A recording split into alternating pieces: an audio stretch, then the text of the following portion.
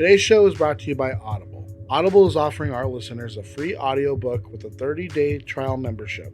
Just go to audibletrial.com/INTB and browse the unmatched selection of audio programs. Download a title free and start listening. It's easy. Go to audibletrial.com/INTB. Honestly, they're not that bad.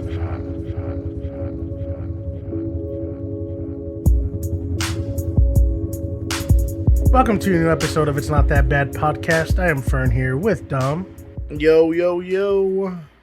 So obviously, we're still entrapped in our both physical homes and mental homes. Yes. And I had a dream, actually, where I think it had to do with, having to stay home.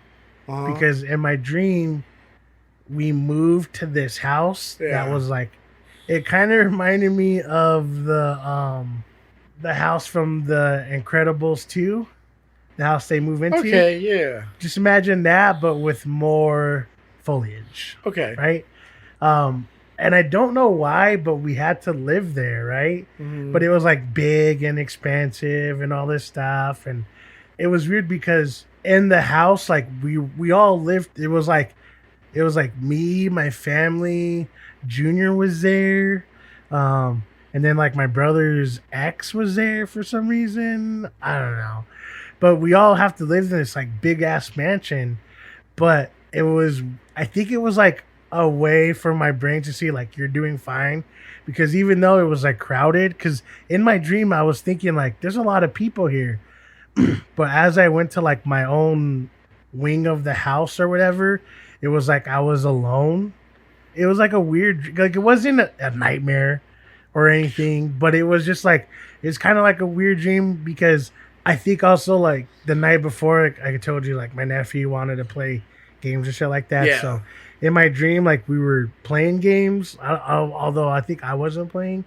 But then when I left, I tried to go back to my side of the house, but then my brother's ex was there and she was bitching and stuff. I don't know. That's when I ended up waking up. That's weird that you bring up where you're trying to make sense of a dream after the fact, and then night. Okay, because on Sunday night, Monday morning. So I fell asleep, and then I had this crazy, it wasn't even that crazy when I thought about it later.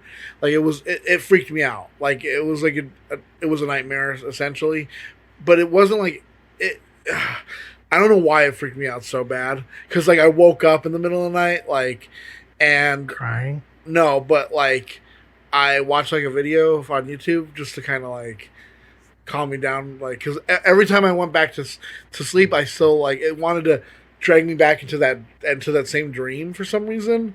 I don't know. The dream was so weird. It was it was a movie. I was watching a movie, but not that I was watching the movie, but it was this was a movie that was going on. You know what I mean?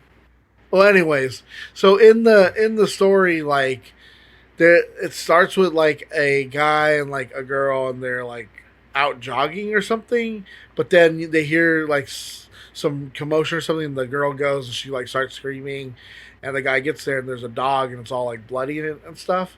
And I guess it's his dog, and he picks it up and leaves, but then it cuts to kids at school, and they're trying to round them up, and the teachers are, I think it's before school just started, and he sees one of the kids up on by some trees, and I think he's in a wheelchair or something, but he's hey, you you need to come down, but then he points, and there's some commotion in the other trees, and so they rush over there, and I don't know if it turned into a building, but they look down and there's a dead animal on some concrete stairs, and they see something leave, and then the guy turns around and he's looking up in the trees, and he's I couldn't see what he saw, but he saw something and it freaked him out, and all of a sudden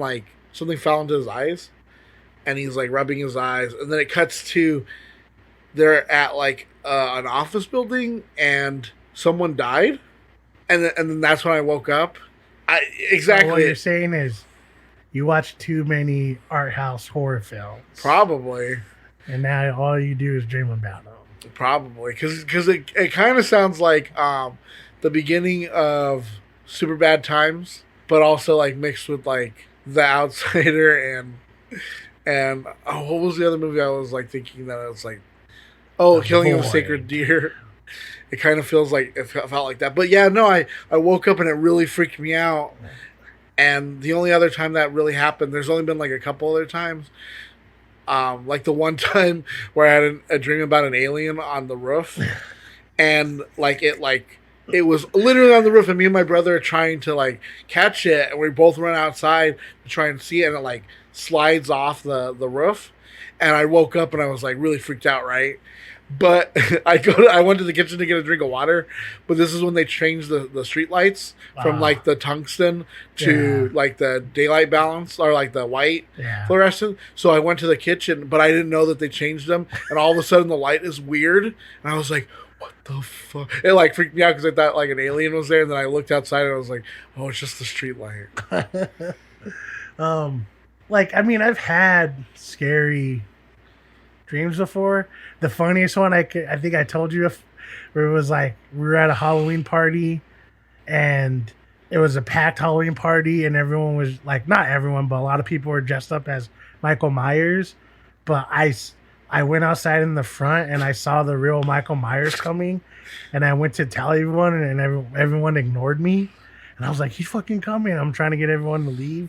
Then he comes in and he starts killing everybody. But then the guys thought it was funny, so they were pretending to kill people.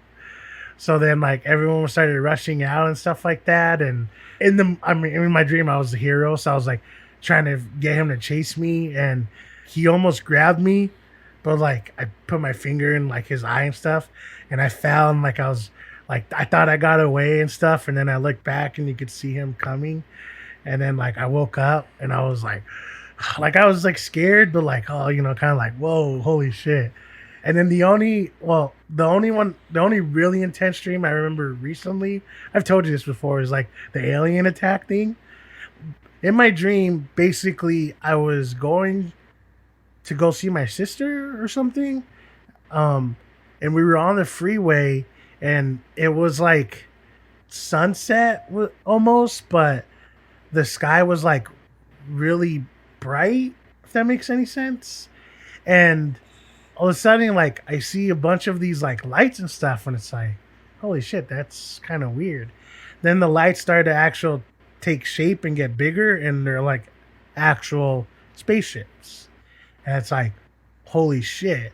And I don't remember, like, I can't remember if I go and pick up my sister and then we go home, but either way, we're on our way back, and by this time, there's like all these different alien spaceships or whatever, and it's like it was freaky. It was like really freaky, and then all of a sudden, like, America came and they had their own spaceships, kind of like Stargate SG-1, and then a whole like huge battle started going off, and so we're like, we gotta go. So we drove.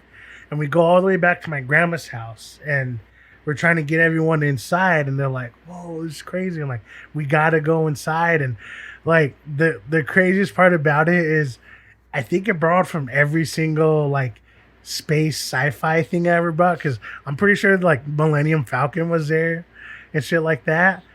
But there was this huge ass battle, and like when I think about it, I can see it clear as day in my head.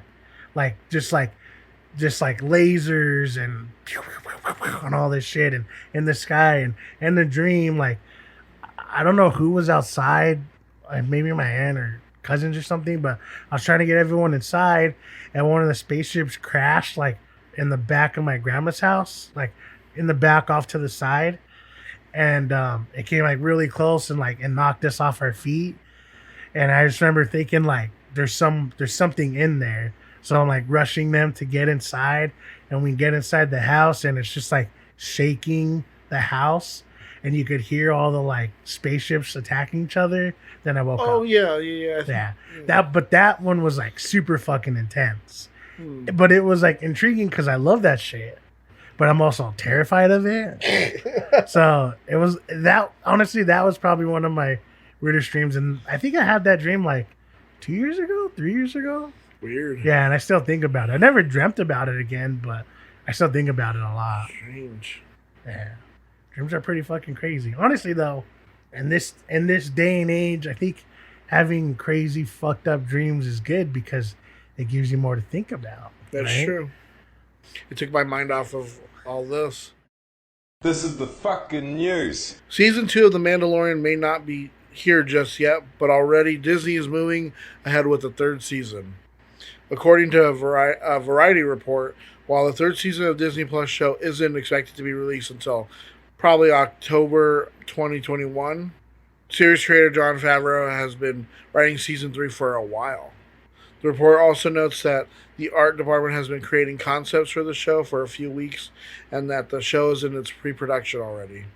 It's not necessarily surprising that there will be a third season of the hit show, but it is somewhat surprising that they're working on the show so early, especially considering the fact that the second season of the show is still around 4 months away. Despite the coronavirus pandemic, season 2 of the show is still expected to debut in October.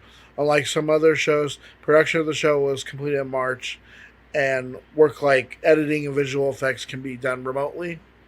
It's currently unclear when season 3 of the show might debut, but considering season 1 was launched in November 2019 and season 2 set for an October release, it's possible Disney is targeting a late 2021 release. It's possible, however, that the coronavirus pandemic will cause a delay. I do remember though, like them finishing this last season pretty fast. So hopefully they could do that again. And honestly, if they push back filming to like early next year, I think they'd still be able to get it done. I think so too. I think they would still try. Yeah, I think you're right. Where they would still try to push towards October, November release. But yeah, I mean, I think we talked about this when we talked about The Mandalorian last, where Jon Favreau, I think, talked about having ideas for the series. And I'm almost positive that he said that they have a couple seasons already down, but it's all about like, you know, where they go with the movies and TV show and what Disney wants and stuff. So it makes me feel good that if he already has an idea for season 3, that maybe Disney's allowing him to go a certain way with this series, that which means that he has a lot of say in what goes on in the Star Wars universe, right? Yeah. Because like we talked about a million times before, doesn't matter how shitty you think Disney has handled this, they're the only ones so far that have put everything in like order. They've put all this stuff together and try to fix it to where it's like, hey, this all makes perfect sense now, instead of just kind of makes sense. Yeah. So, I mean, it gives me good vibes that not only does he have like a vision for what he wants this series to be, but his vision ties into the greater Star Wars universe, which then means that people are going to follow suit what he's doing. Obviously, if he's bringing in characters like Ahsoka and they know what they're going to do with her, then that means that there's probably bigger lines going through the whole universe, right? I don't know. I'm just glad that they're not like... I'm glad that they have faith enough in him to be like, hey, you do what you got to do. I'm glad that he like has a plan for it, like laid out where he's like, oh shit, yeah, we're done with season 2 right now, but I already know where season 3 is going. After Venom won over box offices in 2018, Sony quickly started production on a sequel. While little is known about the film, for sure, the end credit scene, spoiler, and Venom made clear Cletus Cassidy, Carnage, will play a key role in the film. And when the movie's newly announced official title, are you ready for it? It's Venom. Let there be carnage. And that's not a fake. That's not a fake title at all. Along with the new title, Sony Pictures also revealed that the film wouldn't debut until October 2nd anymore. Instead, they wouldn't debut on October 2nd anymore. Instead, the sequel would hit theaters June 25th, 2021, due to the pandemic that's going on right now. The news came a day after it was announced that Robert Pattinson's The Batman also had been pushed back to October 2021 from the expected June 25th, 2021. You know, the Batman being pushed back is actually cool because it's around Halloween. Yeah, and they're Perfect. they're kind of doing the long Halloween as Yeah. But this Venom news sounds fucking stupid. I know. You know, as someone who's okay with dumb movies, that movie just wasn't good. And like, I'm not saying that it wasn't horrible. Like, I've seen past movies, but there's a reason why it's like, oh yeah, this is why Sony shouldn't make these movies no more, because they're not good at it. And it's even, we talked about this before, but it's even more slap in the face when it's like, you should just focus on the Miles Morales and the cartoon Spider-Man universe. Yeah. Because that could be really great. We saw how perfect they did one movie. They have another movie with possibly Oscar Isaac in it, right? So that's where you get all your money at. That's where you should be focusing on, right then, right there. But instead, they're like, yeah, but what about Woody Harrelson playing Carnage? It's like, this sounds like an Entourage episode where they're making a Carnage movie, and the main guy is like, yeah, you think I could play like a Spider-Man in it? And he's like, I don't know. You got to talk to Woody Harrelson. He's playing Carnage. You know what I mean? Like, that's what it sounds like. It sounds that fucking stupid. Or honestly, it sounds like a 30 Rock episode where they're like, hey, did you hear that they're making another Venom? It's called Let There Be Carnage. Woody Harrelson's going to play Carnage, too. You know, if it was just a single Venom movie they did, I'd be like, that's fine. But the thing is, like, know who Carnage is. And you know the character. Why Woody Harrelson, though? Yeah. I love Woody Harrelson. Oh, yeah, me too. But I don't think he doesn't fit, like... That's like getting Topher Grace to be Venom. Oh, wait. That already happened? Uh-oh. Yeah, I don't get, like, I never got the casting. And the fact that they're trying to do another one, it was like, no one gave it a good review. People just watched it. Yeah, people just want to go see it. Yeah. People go see a lot at of least movies. DC said, hey, we have something with the Suicide Squad. We don't know what it is, but we'll just go back to the drawing board. Now, is Suicide Squad a better movie than Venom, or... Yeah. Really? I like Tom Hardy, but I didn't like him in this role. And the only saving grace was Venom looking very Venom-like. Okay. Even the voice of Venom kind of bothered me a little bit. It sounded like, I don't know if this is weird, but kind of sounded like a British guy trying to be tough. But like, I could overlook all that because at least Venom was Venom. But then they also got into like his origin. And then I don't know. I think that kind of ruined it because they talked about like where he came from and that there was multiple Venom thingies, symbiotes. No. How do they say it again? Because for some reason they pronounce it symbiote, right? Something like that. Like symbiote. Right? Yeah. They gave an origin in the movie of like where they kind of come from, and I guess that's why you could assume that Venom or Carnage is gonna be here and all that. I don't know. It's really like, huh? Like it just was a big old like mush of just like okayness, and it would have been fine if it was a one-off, just like that Fantastic Four movie they did a few years ago that like tried to look at it like try to do like a different thing with it. Yeah, it's like, yeah, that movie wasn't great, but at least they did something. It didn't work, but now that's in its own little universe, and that's cool. Doctor Doom looked fucking bad as fuck, so that was pretty tight. At least they had that. Now it's a Woody Harrelson Carnage, and then trying to put Peter Parker into this whole thing. Yeah, because they're still not sure, right? Because like I was gonna say Ed Hardy, Tom Hardy. I guess he had posted something on Instagram like saying for him to face Spider-Man or something, but he like took it down right away. And it's like, so wait, are they gonna try and connect it to the MCU Spider-Man?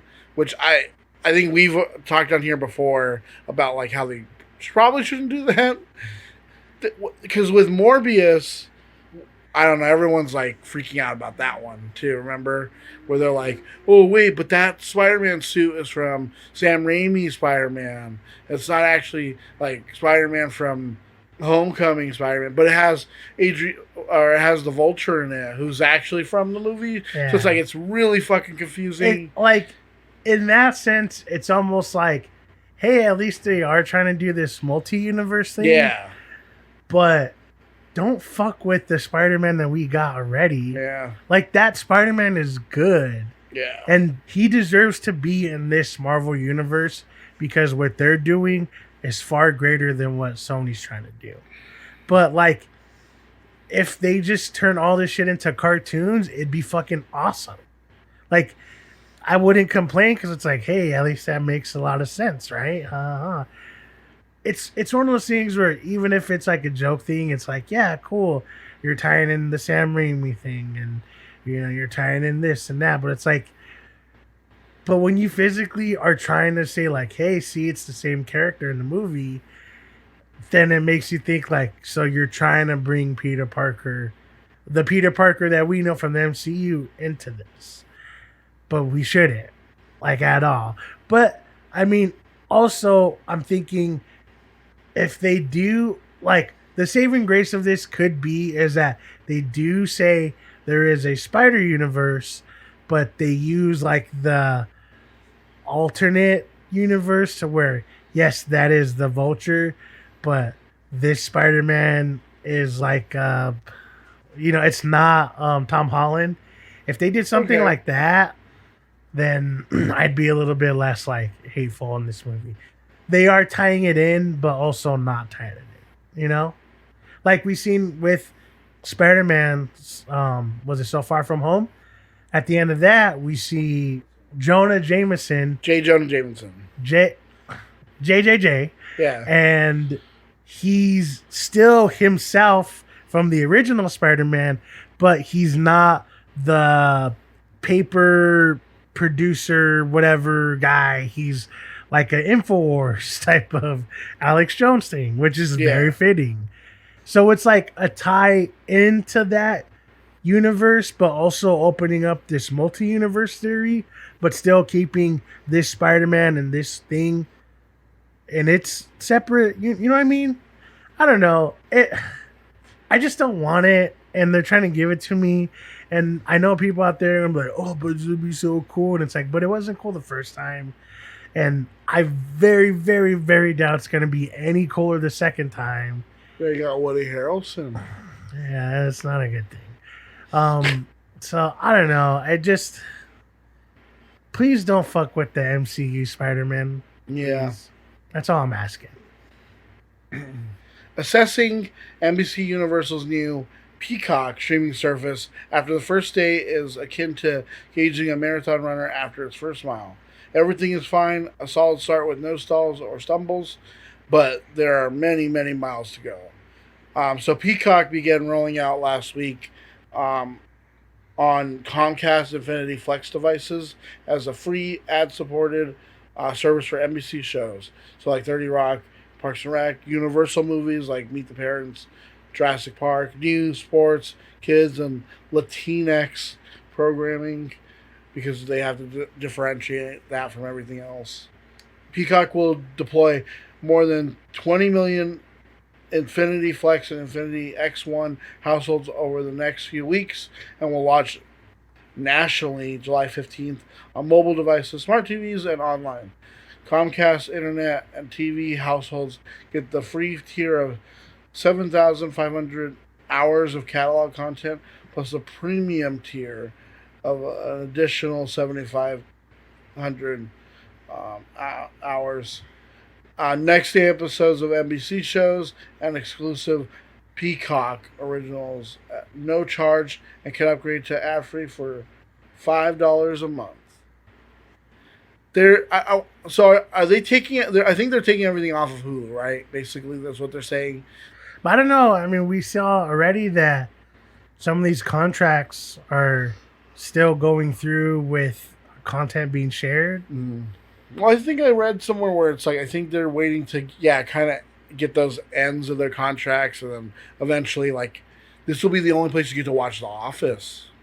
Here's the thing: is we're very sour on the idea that everyone wants to break off and be their own thing. But we get it. We live in this capitalistic society where everyone has to earn their own money, even though it's not their own money. Well, see, I don't think I wasn't mad when Disney did it because it makes sense for Disney because they're so big, right? They have so much to offer.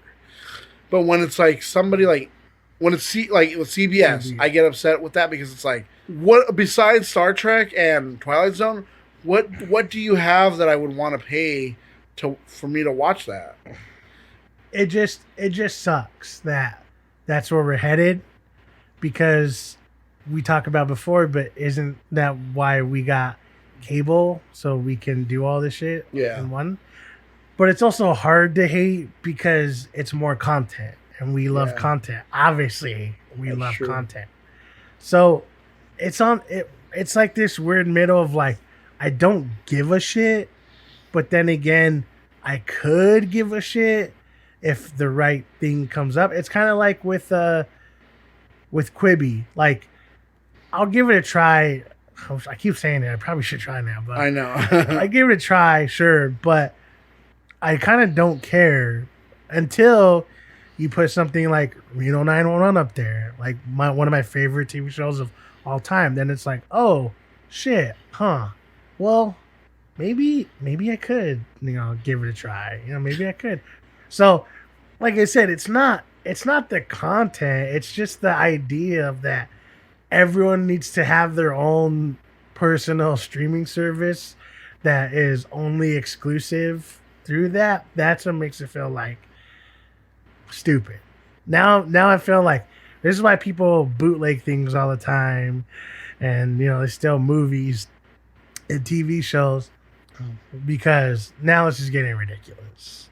In order to enjoy a few things that you watch, now you have to have like 6 different streaming services. Yeah. You know what I mean? Yeah. I don't know. I mean, we always talk about this. Like, we always talk about where streaming services are going and what does this mean and how does this do. But we said it once, we'll say it a million times. It's hard to really say because this is still in the beginning stages. Like, if you thought that this is taking off to a whole new level, this is only the beginning. And it's hard to say, like, what's going to be good, what's going to be bad, if it's going to fail, or if it's going to be the greatest thing, because we don't know. Like, honestly, it's probably going to be like 2-3 years before we fully understand what's going to happen. We said it before with Movie Pass, where we didn't know what was going to go on, because the idea that people want to go to the movies existed. And that when something so unbelievable like unlimited movies for $10 a month gets so many people riled up, it makes you feel like, so it's not the movie experience that's curving people to go to the movies, it's the actual expense. We talked about movie theaters doing their own or whatever, and we saw it with AMC, we saw it with Regal, Cinemark. So with that, it took a while for us to to get to this point where it's like, yeah, people are interested in it, but like, to what extent? Yeah. And this is the same thing. Like, we don't know how people are going to treat these things, because we don't know how diehard Disney fans are going to be. I can't wait till like we're past the streaming like wars, because it feels like this is like our format war, right? This is the new format war where it was Betamax versus VHS. Remember when there was DVD versus Blu-ray, or actually Blu-ray versus HD DVDs, and then Blu-ray ended up winning. Because I feel like once we get past this, some are gonna fall off or probably merge with others. I feel like this and CBS might just end up merging with like Hulu, and then we get it all on Hulu. And then, but see, then the thing is, like Hulu was doing, where it's like it has different passes to like HBO and Showtime. It's like it's already doing that bundling thing that is basically cable, which is what we were trying to get away from. And it's like we talked about this multiple times before, but that's what we think, right? It's going to lead to cable again, but it's just instead of calling it cable, we're going to call it streaming.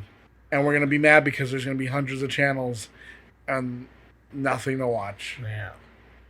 This is just us figuring out where this is going. And the idea of people merging or, selling this to this or that to that is probably going to be the future. So I will say that it's going to be interesting to see what else comes. Like, honestly. Can't wait to come back to this next year when MTV, they're gonna have their own. Oh my god, it's gonna be nothing but catfish. Actually, you know what? I might watch that. Yeah, I might watch that. But we'll have to wait and see.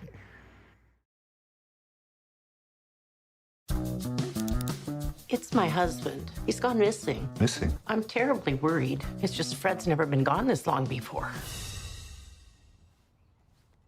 How long has he been missing? Since the funeral. Well, I can start right away.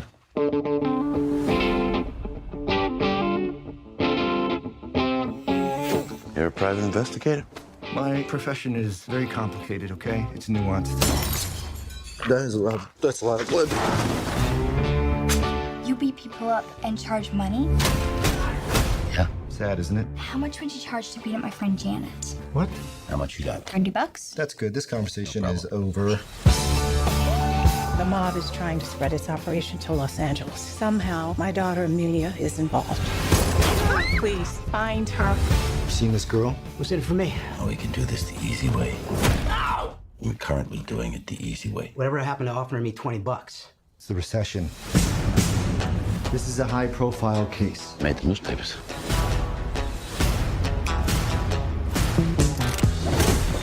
Where is Amelia? What the hell's going on? Oh, there's a guy coming to kill us. That kind of crap. Hey, can you behave like a professional? I'm sorry. She's in danger, man. We have to do something about it. She's dead. She's not dead. She's not dead.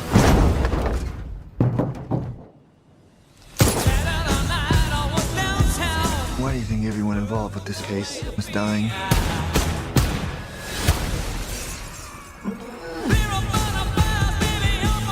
This is not you. You're not a murderer. You just killed 3 people. I know, but I'm saying deep down. Look, if you come in here, you beat up on me. It's part of the job, I accept it. But what did you do? You pissed me off.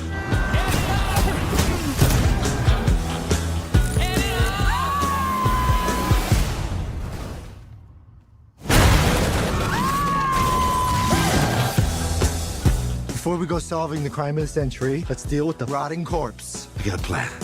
Run.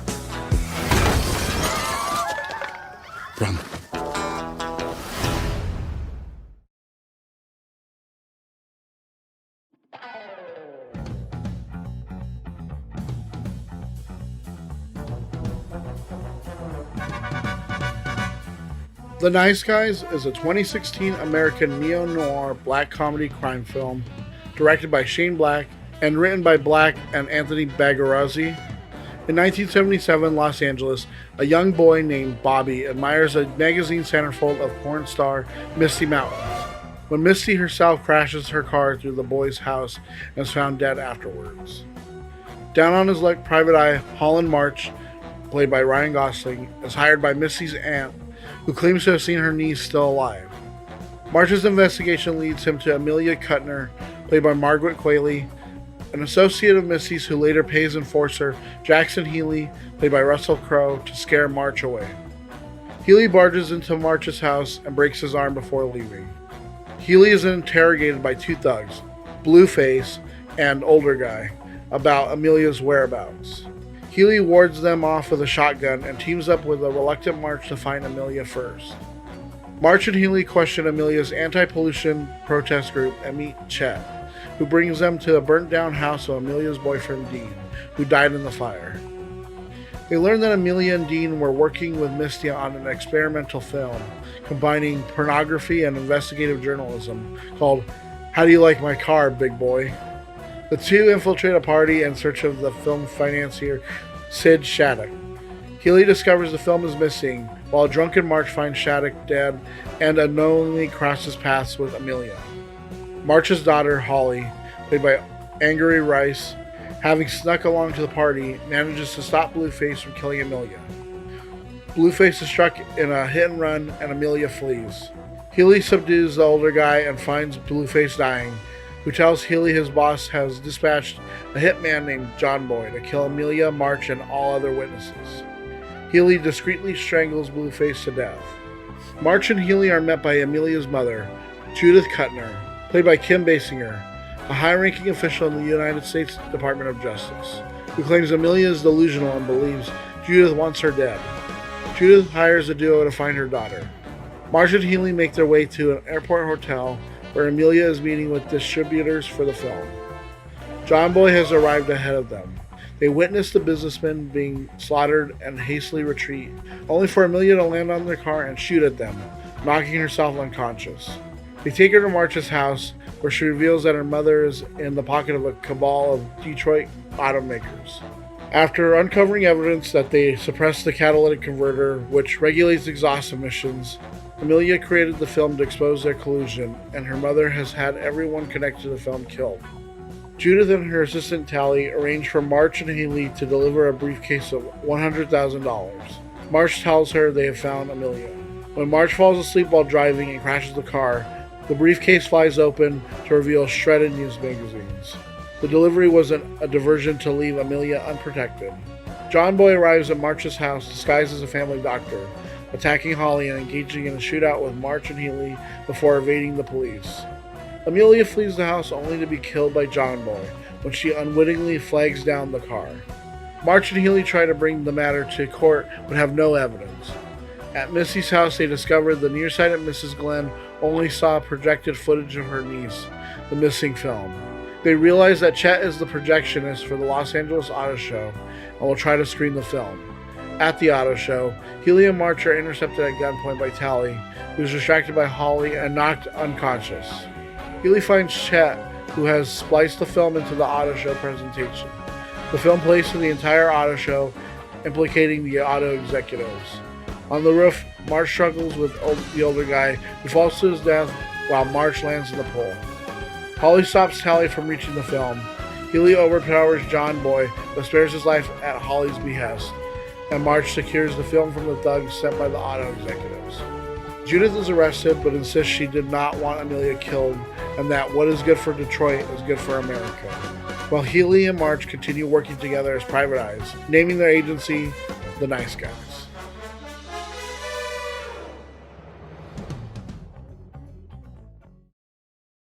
The Nice Guys.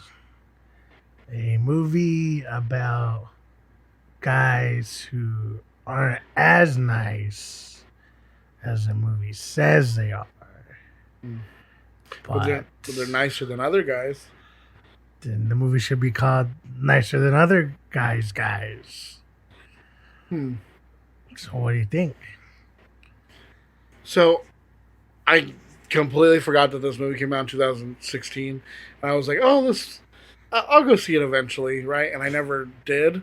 But I kept hearing like people talk about it, and they'd always be like, "Oh, it's so good! It's like it's so funny! It's one of the best movies of 2016. This and that."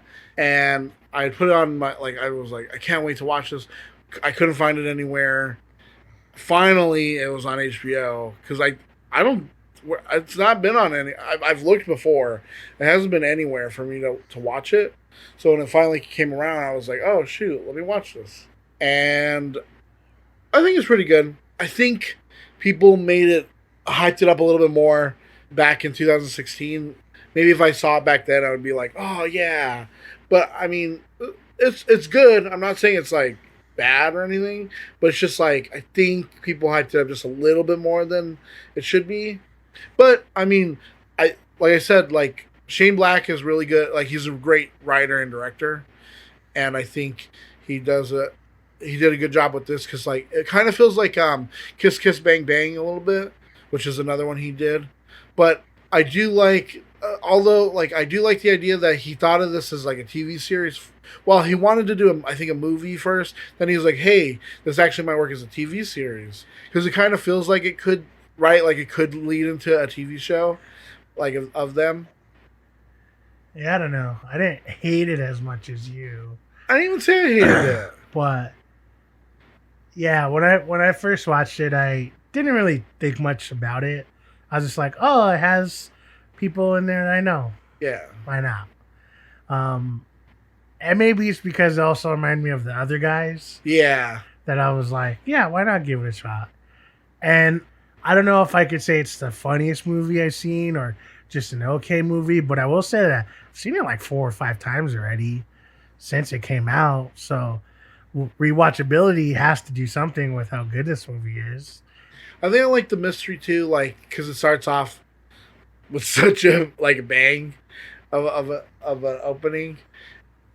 Because you're like, it kind of reminds me of like a Chinatown kind of ending too, where it's like no matter what you do, like either person you sided with, it was gonna be like bad. Yeah.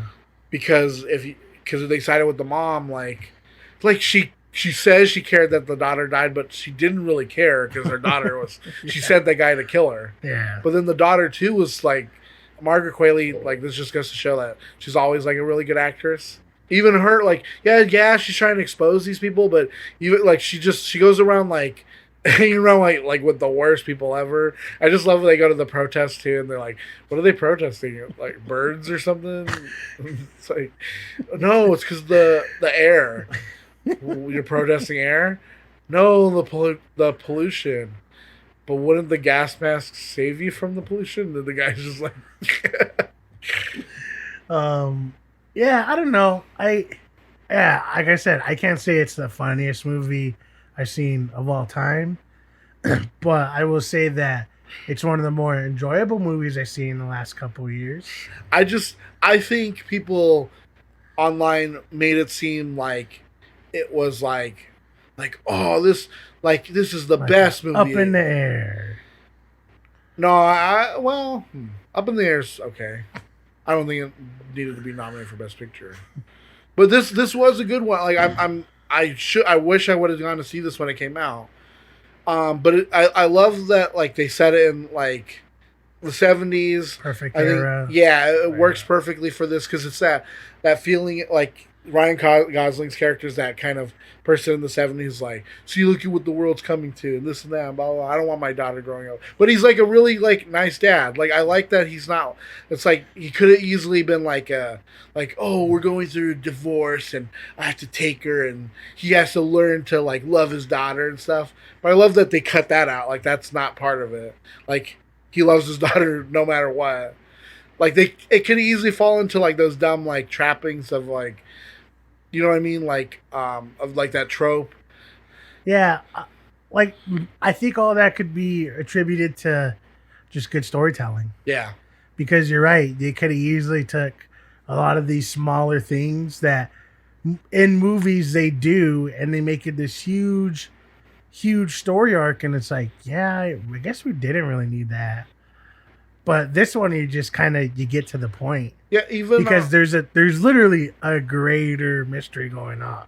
Even Russell Crowe's whole thing about like his divorce, like that's not even a big deal. Like it's a small thing that comes up just so you know about it. Hey, just so you guys know, like he was divorced. I really like this movie. Like I said, I've watched it a ton of times. I think you're right. I think them being in that 70s era where things were changing works for this, because you put it too far in the back, then you're getting it a little bit more too racist. You put it a little bit more too far in the future, and you're putting it more towards like this. I don't know how to explain it. Where it's like in the late 80s, late 80s, going to the 90s, there was like an explosion of like, oh, this is the new. And I feel like the character would have been a little bit different because him being that type of father, I think would have seemed a little bit more problematic. Yeah. Maybe. So yeah, sweet spot in the 70s. You got great actors, good story.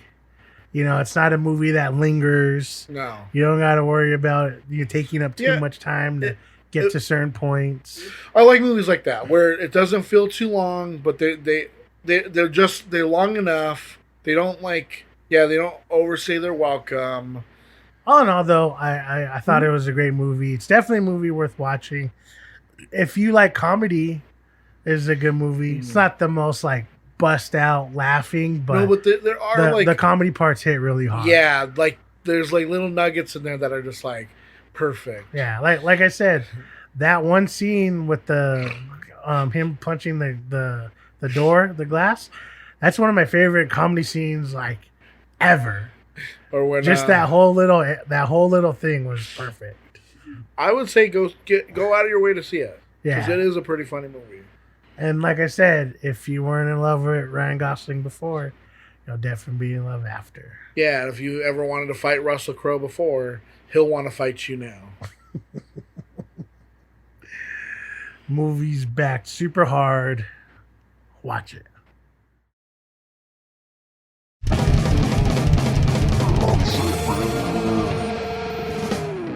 Okay, so for this week, we're going to talk about where do we draw the line of criticism? Like who counts for giving criticism? Because there's a lot of people who they stand on one side and they're like, well, we're going to plant our flag and we're critics, so we get to be the end all be all of what we can what gets said and this and that. But there are people who are out there who have studied this stuff. They're not necessarily critics. They've studied this stuff. They know, they could tell you like this, they could tell you that. But do they also have the capacity to be the ones out there saying what is good and what isn't? I mean, there's casual viewers too. I guess let's talk about that a little. Should anyone have the right to critique movies? Yeah, basically. Yeah. Obviously anyone can have their own opinion about a film, right? No one's ever going to argue that. Well, maybe that's the argument. Maybe there's a difference between opinion and critique. Yeah. Because you can really critique a movie like down to the T, and even with it, like it won't change someone's perspective of a movie because those explosions were pretty badass. But see, I think the problem is in critiquing is that sometimes people let their opinions overshadow the critique, because there's times where some people will take the Rise of Skywalker and they'll completely tear it down, right?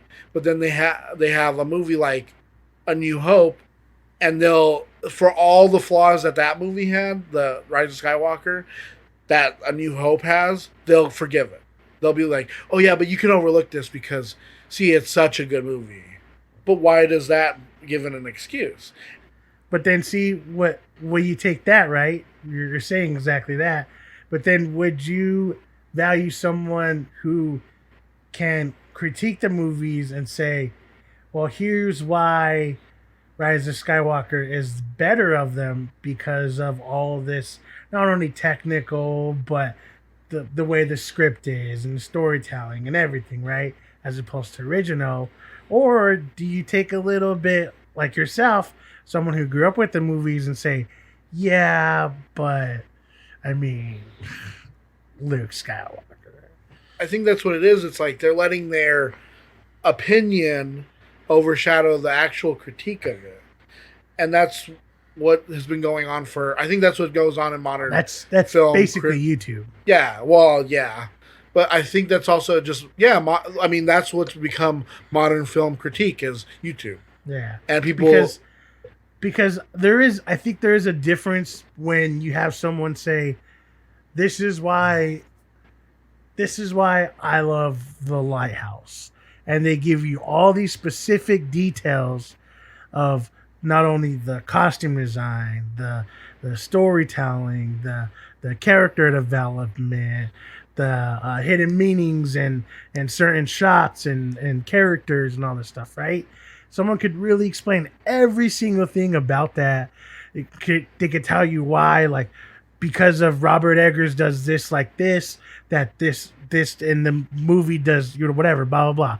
They can say all this and explain you why they love this movie. But then someone else could say, like, yeah, but, like, did you see Robert Pattinson in it? Like, he was not only super hot, but, like, he's pretty funny. And, like, that's why I really like the movie. And even though they're both on the same line of, yeah, this movie's really good, like, who do you give more credence to?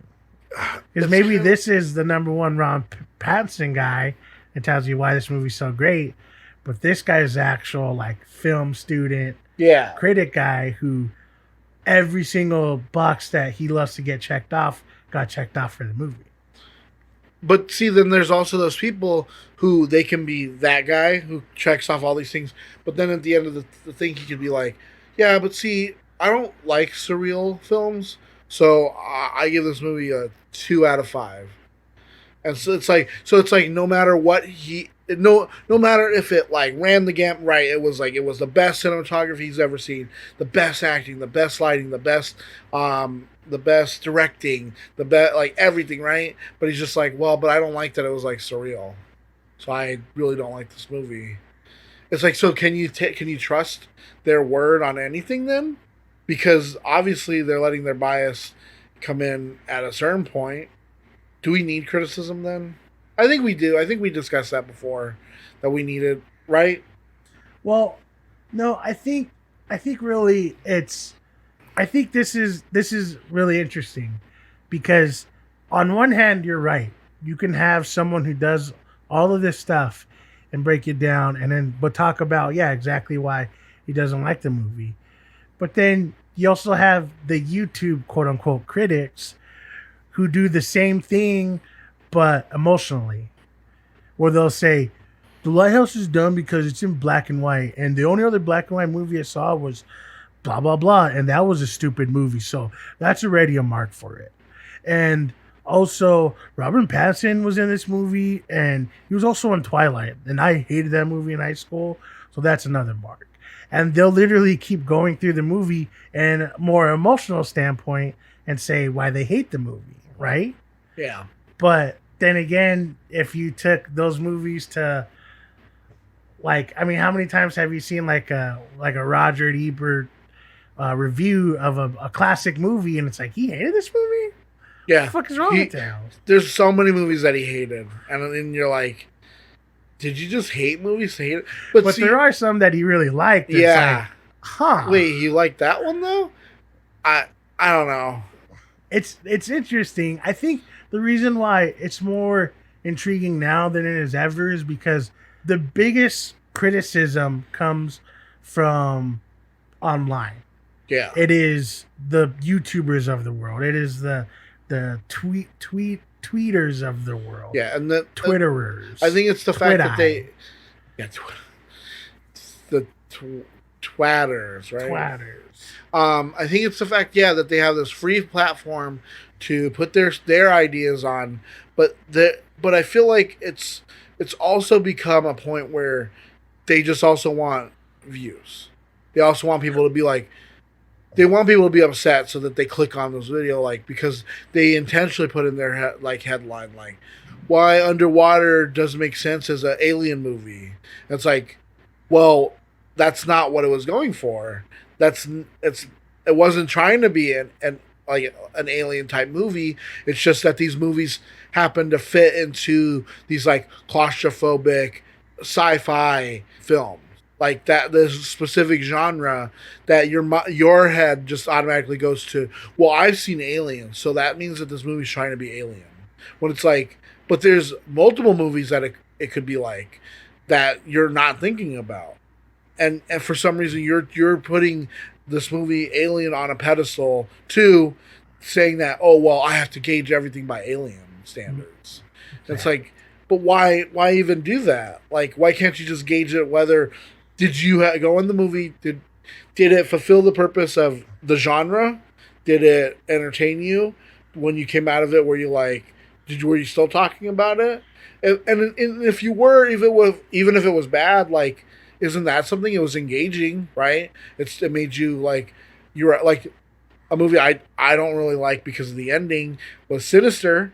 It got me to be like, oh well, I kind of want to write a story because this movie. Because it built up so well with the commercials and like even the movie itself built itself up to like let down in the end that I was like, oh, I want to make a movie to correct this. Well, one thing that we said last episode and we always say is we don't consider ourselves critics. We're just people who love movies and want to review them because a lot of people hate movies for a lot of dumb reasons.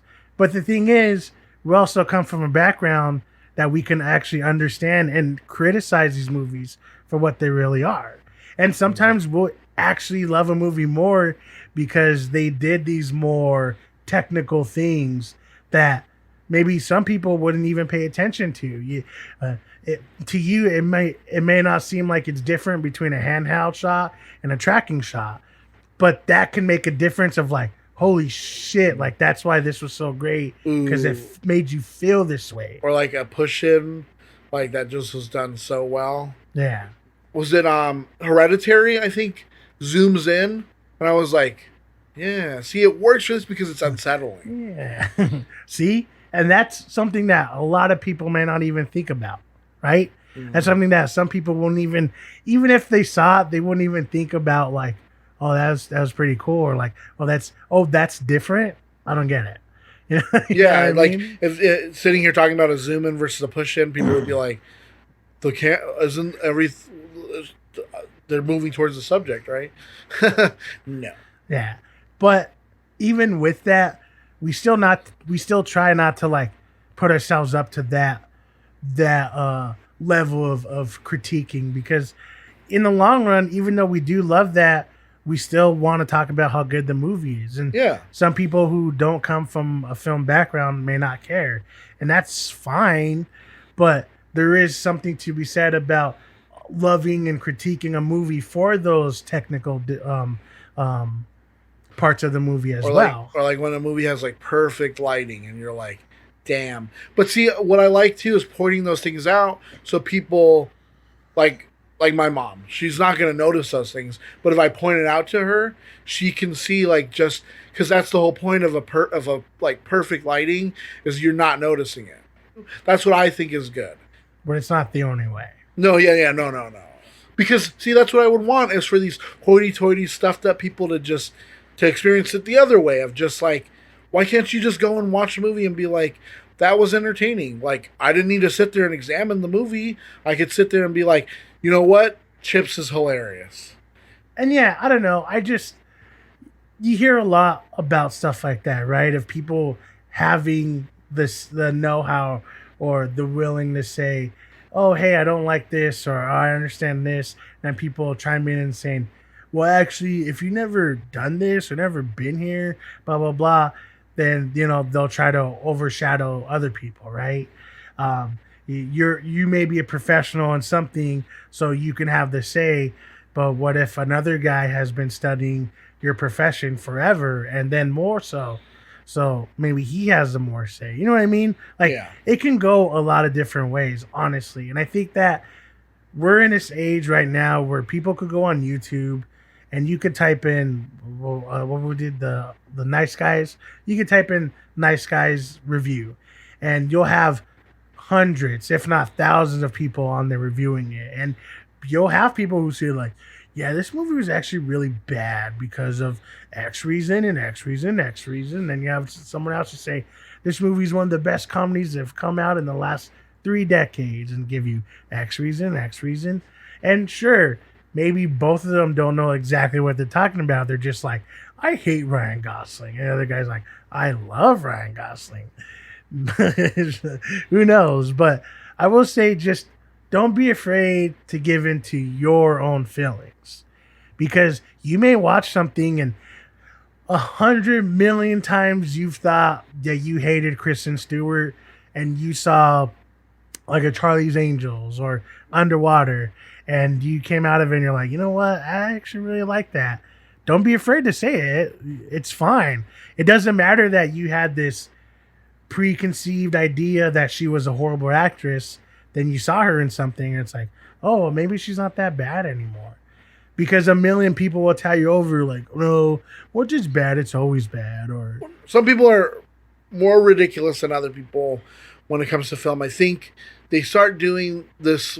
They start doing this review stuff right on YouTube, and at first I think they have good intentions, but after a while they start buying into their own like bullshit where they're like, well, I know what an A+ rated movie looks like, and this is a C-. Honestly, I think what it comes down to is always take a bit of everything with a grain of salt. Yeah. It doesn't matter if you're listening to a reviewer who he's made movies for 20 years and went to film school and did all this cool stuff.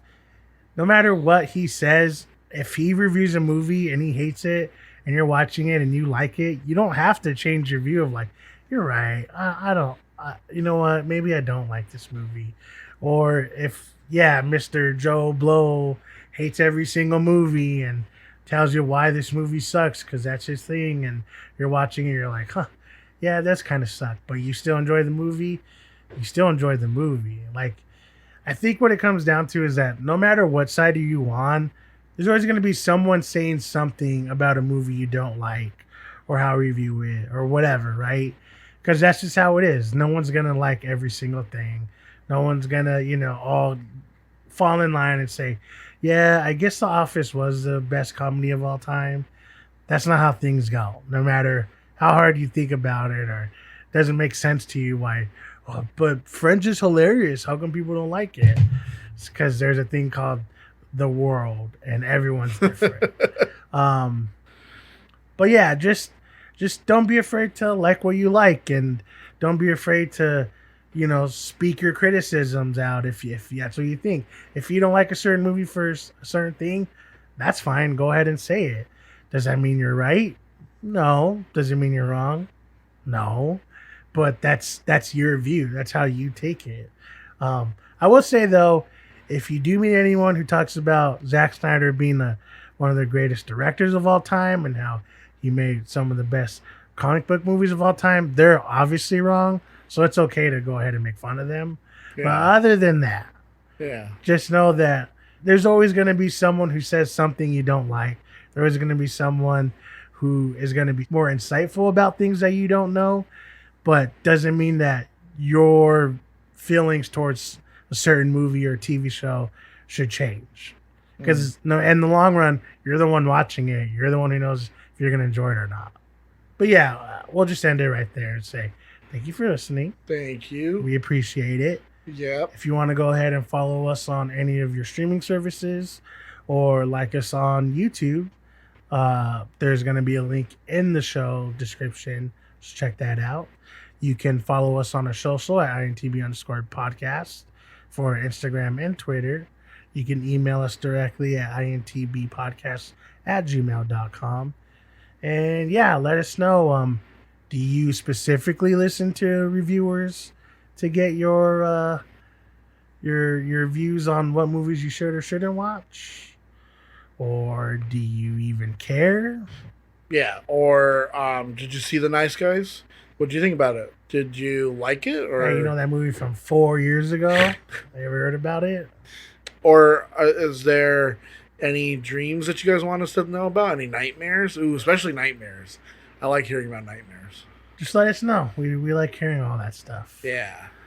But until then, guys, don't forget, we are in quarantine. Yes. Don't be the fucking prick who, well, I'm actually going out of town, so it's okay that I'm out and about. No, stay inside. Unless you have an essential job like I do, you're not supposed to be outside. I'm only outside because I go to work and I come home. That's it. That's literally it. Yeah. So, if you want to take your dog for a walk, sure. Yeah. If you want to stand outside and smoke a cigarette, fine. Okay. Don't be a fucking dickhead. Yeah. Or dumbass. Yeah. Or a piece of shit. Yeah, or a libertarian. Oh yeah, That's or the a worst. libertarian. That's the worst. Just chill. We'll get through it. Mm-hmm. It's gonna end. Eventually, maybe. Maybe. But until then, guys, as always, remember. It's not that bad. It's not that